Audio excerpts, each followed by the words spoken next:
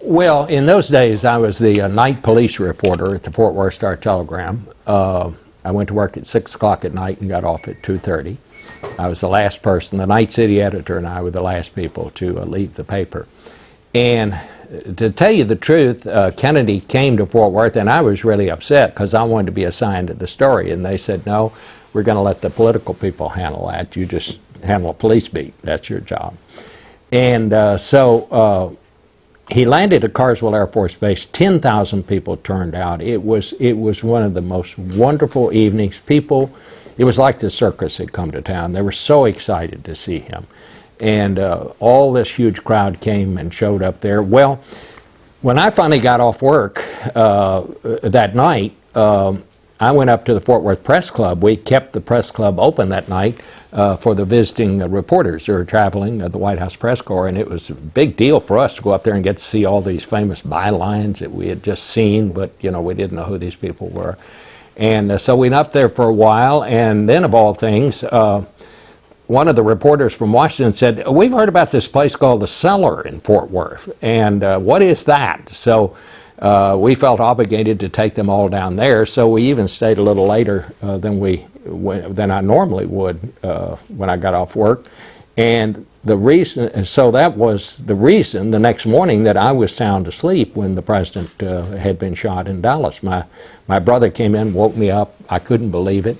And you know what you have to understand about those days is nothing like this had ever happened before to people who were alive in 1963. You know, we've had a lot of violent events since then, but this was totally out of the blue. We didn't know what had happened. We didn't know if it was the beginning of World War III. They closed off the borders with Mexico. We just didn't know. And we were literally terrified as we found out more and more about it. I got dressed as quickly as I could. I went down to the paper, and I was just trying to help them on the city desk, and somehow or another they'd sent everybody to Dallas. There was nobody there to answer the phone. I mean, you know, we'd never had a story like this. And I'm sitting there on the desk just trying to field phone calls, and a woman calls and says, is there anybody there and give me a ride to Dallas? And I said, lady, you know, we don't run a taxi here, and besides, the president's been shot. And she said, well, I just heard on the radio, I think they have said my son is the one they've arrested. And it was Lee Harvey Oswald's mother. And so I wrote down her address. I had a TR4 sports car in those days, and I knew I couldn't take her to Dallas and that. I told her, I said, I'll be out there to get you.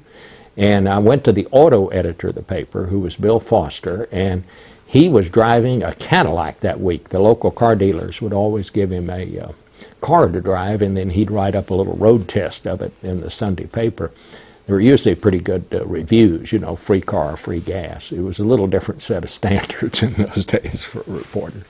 But anyway, I asked Bill what kind of car he had, and he said, well, I've got a Cadillac. And so the two of us went out to the west side of Fort Worth, and there, standing on the corner at this address she had given us at the curb, was this little woman, gray-haired woman, big black horn-rimmed glasses with a blue travel bag. And it was Marina Oswald. Marguerite Oswald. Marina was his wife.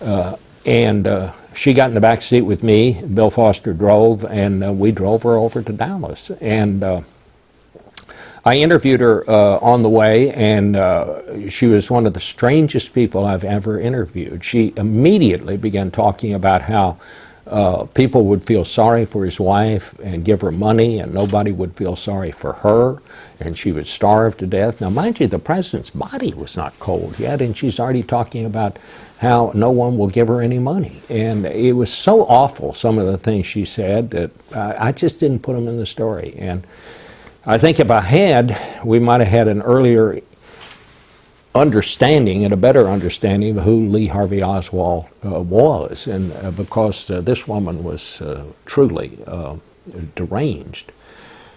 We got to the police station in Dallas, and in those days we never told people who we were unless they asked. If they asked, we told them. We didn't lie. But if people wanted to think I was a detective, I let them think that, and I always wore a snap brim hat, so I would, you know, look like Dick Tracy or somebody. And so when I got to the Dallas police station, I walked up with the first uniformed officer, and I said, I'm the one who brought Oswald's mother over here. Where can we put her where these reporters won't be bothering her? And they actually gave me a room in the burglary squad. And the good deal was that there was a phone back there. And in those days, people don't understand now in the age of the cell phone and all of that. If you didn't have a phone back then, you didn't have a story. And all of these reporters had jammed into the police station, and we had a phone. I could go out in the hallway. By then, we had about 16 reporters in the hallways out there. And I could gather up stuff from our guys and go back in and phone it in.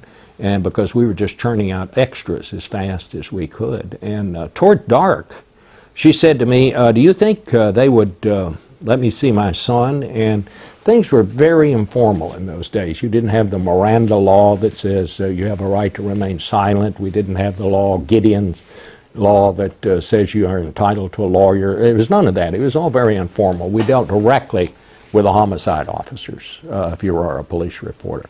So I went to the chief of homicide, Captain Will Fritz, and said, she'd like to see her son. Do you think that's possible? And he said, well, we probably ought to do that, or words to that effect. So we were taken into this holding room off the jail, and I'm thinking, oh my heavens, I'm going to, if I don't get to interview this man, at least I'm going to hear what he says to his mother. I'll never have a story like this. And the guy standing in the corner said, who are you? And I said, well, who are you? And he said, are you a reporter? And I said, well, yeah. And he said, son, he said, listen to this. He said, you get your ass out of here, because he said, if I ever see you again, I'm going to kill you. And the way he said it, he convinced me that he meant it. I'm sure he didn't, but I then blamed it all on the city editor, which is what you always do, and excused myself and got out of there. And I always say, the biggest story I almost got but didn't. But my interview with Ms. Oswald was picked up by both Time and Newsweek. One of them paid me $40 for it, and the other paid me $60. I can't remember who paid what, but it's the first time I ever sold a story to a national publication. And, I look back on that time, and sometimes it doesn't seem like it happened. I mean, it just seems almost surreal, but it really did happen. And, I was there. And I've never quite gone through or felt the way I did covering that story. I was back on the police beat a couple of weeks later, and you see a lot of death on the police beat. Every story, you're walking into the worst moment in somebody's life. But I was at the scene of this horrible car wreck, and I realized I had no emotion whatsoever.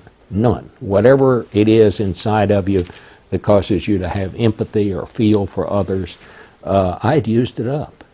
And it dawned on me that, when we're reporters, we're focused exactly on what we're doing, and you just keep focusing on exactly what's in front of you, and you put your emotions aside. But I learned then that it really does take something out of you, and it took me a while to get that back.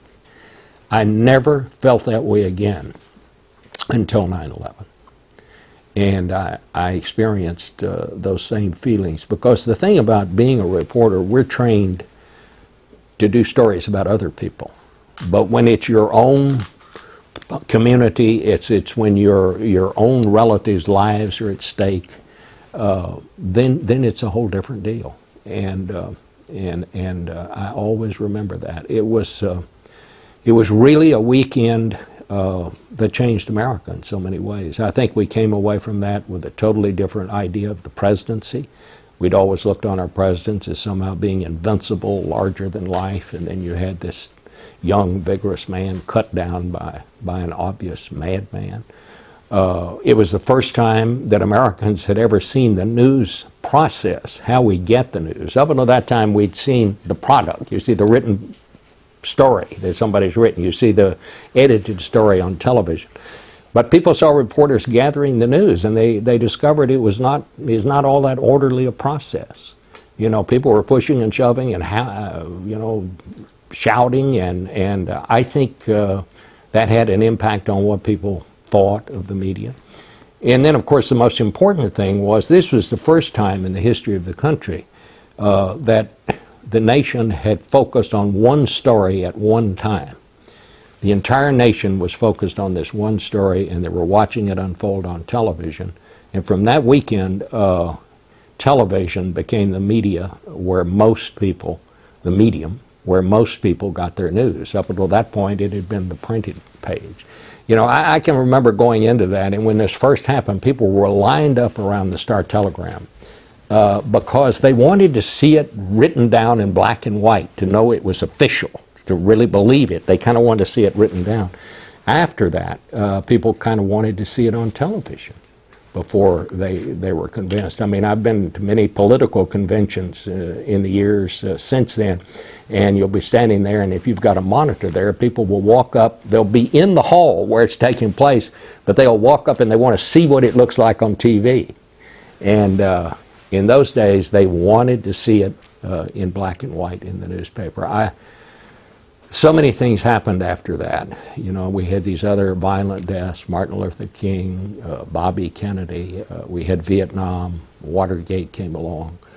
All of it kind of started on that weekend, and I've always, as I thought back on it, thought that this was the weekend really that America lost its innocence. We've never been quite the same as we were before the Kennedy assassination.